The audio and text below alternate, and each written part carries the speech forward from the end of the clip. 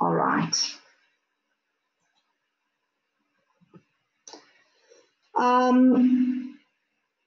All right, everybody can hear, I'm glad. So moving on to Botswana, this is a fabulous map because it shows you that Botswana is actually landlocked between Zimbabwe, Zambia, Namibia, and South Africa.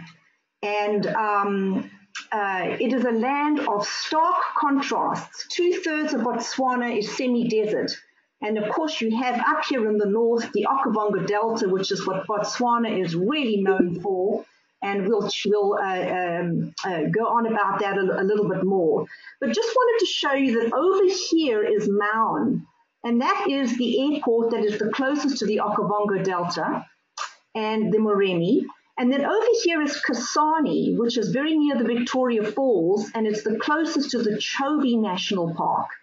But from this map, I want you to see that traveling to any of the southern countries bordering Botswana is very doable to include in the same itinerary. The other thing about Botswana is that it has a philosophy of low volume, high yield tourism, which basically means that there are much lower visitor numbers and it makes the safari far more exclusive. So the footprint is very light. And the result is that you don't have a lot of vehicles around the same game. Access and logistics. So it's important to know that there are no direct international flights into Botswana, either from North America, Europe, or Australia. You've got regional air, Botswana, and you've also got South African Airlink. And they fly to Botswana from South Africa and Zimbabwe.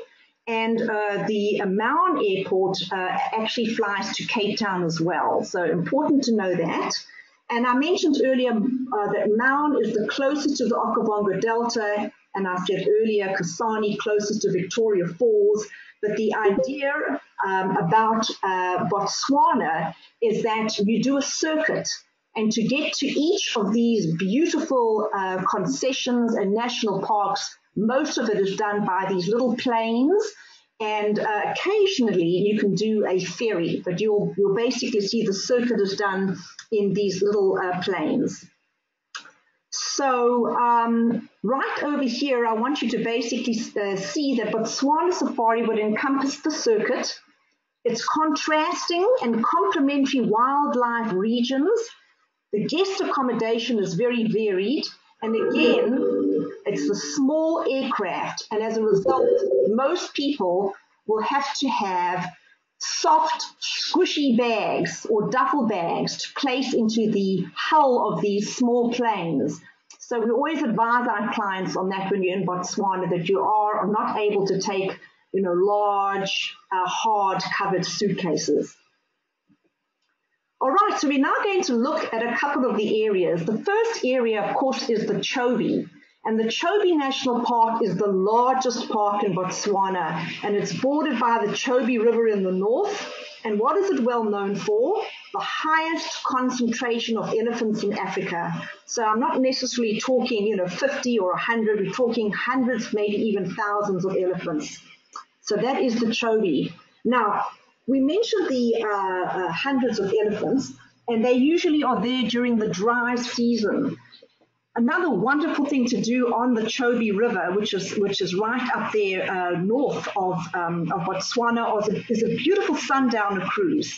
They've also got over 450 species of birds.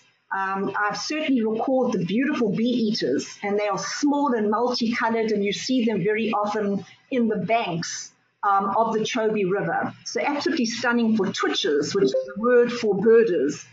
Another great thing to see are the big cats interacting with the buffalo. And I was on a riverboat, the Zambezi Queen, a couple of years ago, and witnessed a whole herd of buffalo swimming from little islands. And they looked quite frantic. And then I realized that behind them were 3 lions. I've never seen lions swim before. And they were swimming, and sadly, but the way nature is, one of the lions got a baby buffalo. And all this is really the kind of crazy nature that you see from the vantage point of the river. There's great fishing on the Chobe River. There are tiger fish, which are quite tricky to fish, but they are very, very tasty. You've also got the rare Pell's fishing eel, and you'll see photographic opportunities abound. Moving on, inside the Chobe National Park is the Savuti River, is the Savuti area. And the Savuti area is very dry. The lands are scorched by the sun, but they do have grass plains in the summer. And the amazing thing about Savuti is the huge herds of zebras that migrate south from the Linyati area. And they do that to follow the water and to have this verdant grazing. So again, the circuit is important. Here in Chobe, you can go to the Chobe National Park, you can go to the Savuti, and you can go also to the Linyati, which I'm going to share with you in a little while. But each area has distinct game viewing and distinct topography. That is the beauty of Botswana. So in the Savuti, the interesting thing is the elephant and the lion interaction. There's also the wild dog, which is very rare to see. The thousands of the zebras that migrate twice a year. Hyenas are abundant, and they're a strange, complex variety of animal. And the other thing is the interaction between the hyena and the lion was first recorded out here in the Savuti area. Additionally, you have the elephants, which you'll see everywhere in Botswana, and you have the Savuti Channel, which has a history of flowing and then drying up due to tectonic planes. And as a result, this is the contrast of the water and the arid ground. So that is the Savuti. The Linyati is the region in the Chobe that is a private concession. And it is open river, floodplains, dense forests. But the key thing about being in a private concession is the ability to go off-road. And so it's remote, it's pristine, there's unlimited expanse, and of course, very, very low ratio of people and vehicles to sightings. So just a quick summary, you've got the Chobe, you've got the Savuti, and you've got the Linyati all in the same area of the Chobe National Park, which is very close to the Victoria Falls. I mentioned the off-road. I didn't mention the sleep outs, which are also fabulous in the Linyati in the private concession. And it's very close to the Okavango Delta, which I'm going to talk about coming up as well. So you can certainly do Chobe and add the Okavango Delta to the circuit. You'll also see a lot of animals that are adapted to the water. There's the Satunga antelopes. You've also got the red lechwe, and they have these splayed hooves, and you can see them almost gliding through the water. So it's quite fascinating. And there are also a lot more wild dogs. Bat-eared foxes, the game viewing, as I said, is off the charts. So that is the Linyati. Now we come to the Okavango Delta and the Moremi. And this magnificent Okavango Delta is one of the world's largest inland deltas. And as I say here, there's a maze of deep lagoons and large lakes and meandering channels. They're like fingers that go out and that they work their way through the land. And during the annual flood season, the delta covers an area of 100 square miles, and then it shrinks to half that during the dry season. So a little bit of fact, the delta is fed by the Okavango River, which is the only river in the world to flow inland from its source north in the Angolan highlands. That's where the water comes from Angola. And then as the water flows, it fans out, and you see these gorgeous scenery. And it's magnificent to see from these little plains as you travel above from lodge to lodge.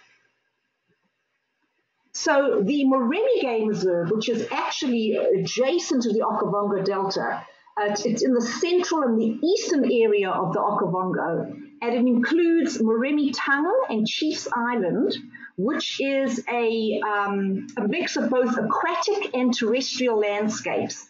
And it is the only officially protected area of the Okavango Delta. So it has great game viewing all the year round.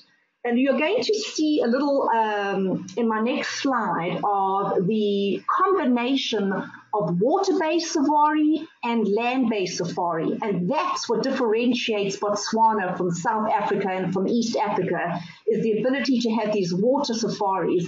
And the game viewing from the vantage point of the water is spectacular, totally unusual, and the animals seem to be coming to you.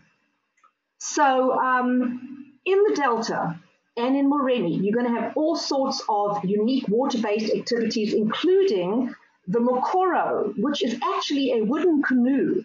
And you'll have a guide who will stand with a pole while you're in the canoe, and he will move you through the water and the water lilies and all the fronds, and it's just truly an unusual experience.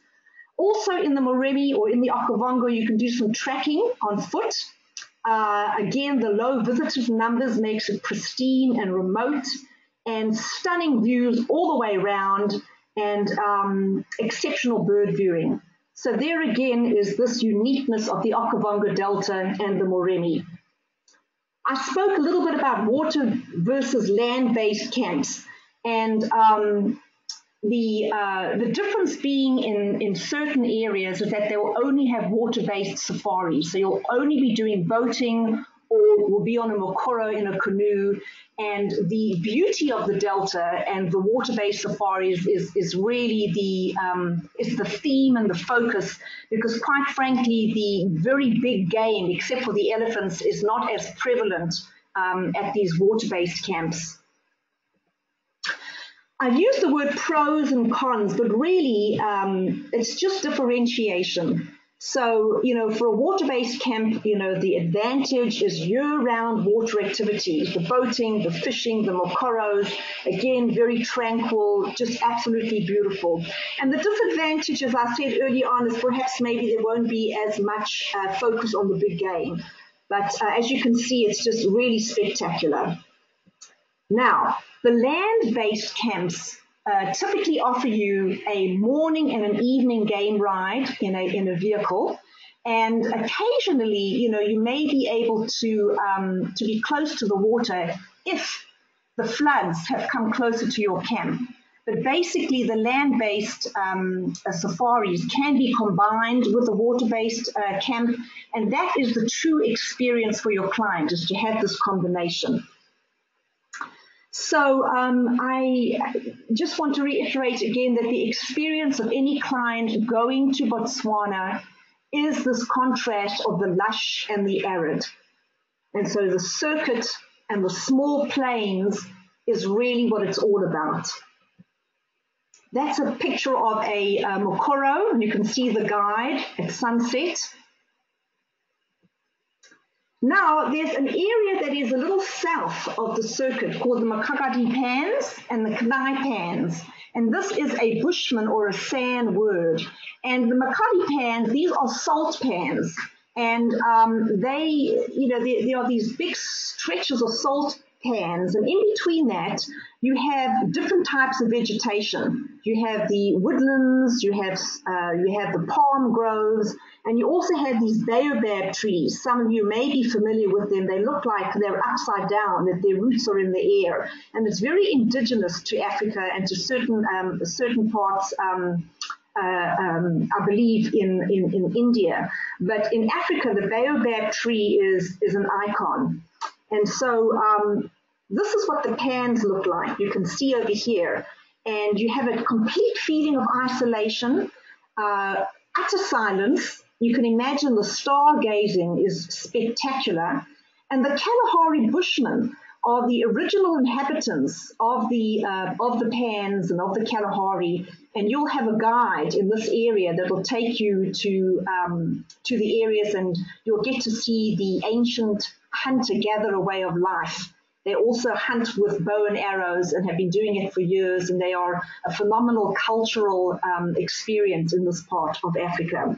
But along these pans, you can do quad bike riding, you can sleep out, and the night sky, as I said, is studded with millions of stars, and it's a complete contrast to the watery Okavango Delta that I have been speaking about.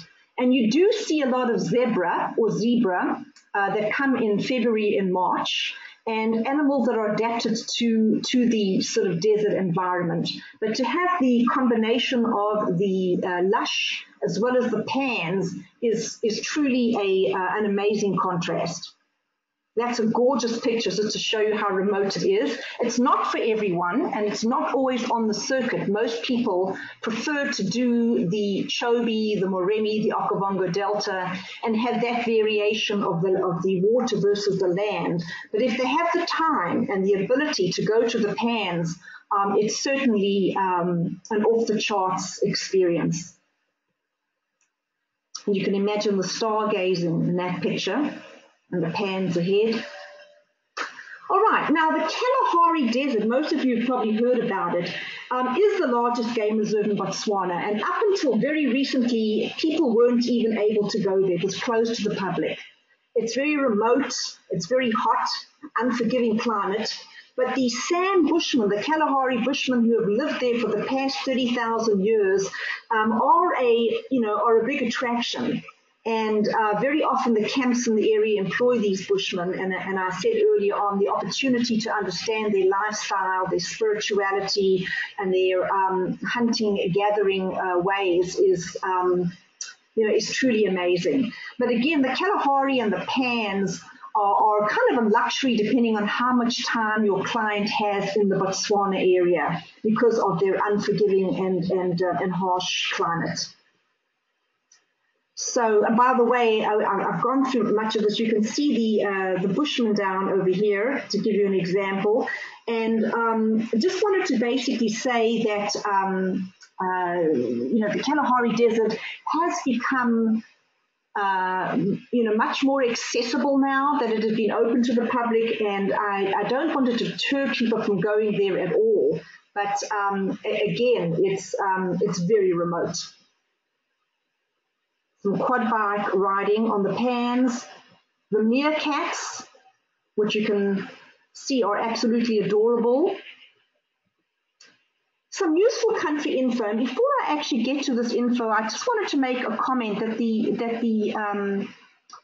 advantage of the different topography in Botswana, the water, the land, the arid, is the fact that you'll see not only different animals, but different animal interaction. So that is spectacular, the way the buffalo, as I said earlier, will interact with the lion, or where the meerkats may interact with the warthogs. It's fascinating in the way these animals interact based on where they are located. So with that being said, English is the official language. The currency is the Botswana pula. But everything is paid for typically as a traveler in the US dollars. They're widely accepted. It is a malaria area, so therefore people will need to take malaria tablets and to avoid the mosquitoes. And the good news about Botswana is that no visas are required, especially for the United States from our vantage point. The climate, just in a nutshell, it's semi-arid. As I said, except for the time when the Okavango Delta moves through the landscape. The summer season, which is very hot, begins in November and ends in March. And the winter begins in May and ends in August. So, of course, Africa is the reverse to what we have. And the shoulder season is April, May, and September. But in summary, the best time to travel, according to the meerkat, is from April to October. The weather is moderate and it's dry and the game viewing is off the charts. A lot of that is because there is not a lot of water, and so it's easier to actually find the animals, and that makes for a very happy client. Just a comment on children on safari. The child age restrictions differ from lodge to lodge, but typically only kids that are over 6 years old are allowed to go on game excursions. In South Africa, it's actually a little older, actually. And then the Botswana government recently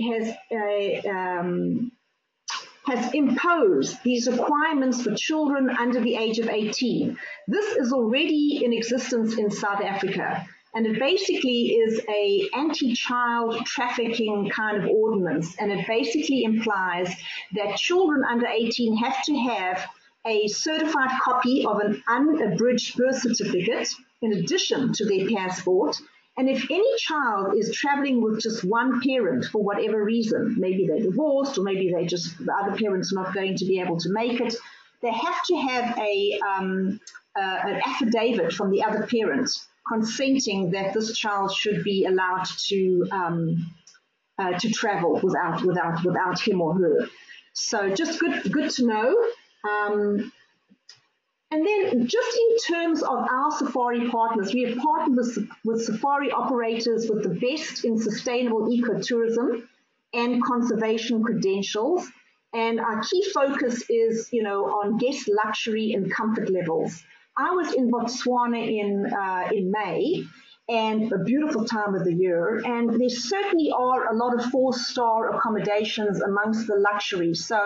But they tend to be upscale, and quite frankly, just the experience of being in Botswana with the low footprint feels luxury no matter where you are. It truly is a privilege. And here are our safari partners. We work with all the wilderness properties and beyond, Great Plains, Bellman safaris, desert and delta safaris, Africa bush camps, natural selections, sanctuary retreats, and the Zambezi Queen, which I alluded to at the beginning, is the riverboat on the Chobe River. And it is a very upscale 5-star cruiser. And then there are 3 sister ships called the Chobe Princesses. And those only have about 5 cabins, so 10 people. And if you have a family that wants to rent out, the boat for a reunion or just for a gathering, it's absolutely wonderful, the opportunity to see the animals on the river and as they come down to you. So that is the Zambezi Queen family. All right, so with that being said, I hope I've given some kind of an overview to Botswana. There's so much else to talk about, but this is just, the 360 degree. And I'm going to open up the floor now for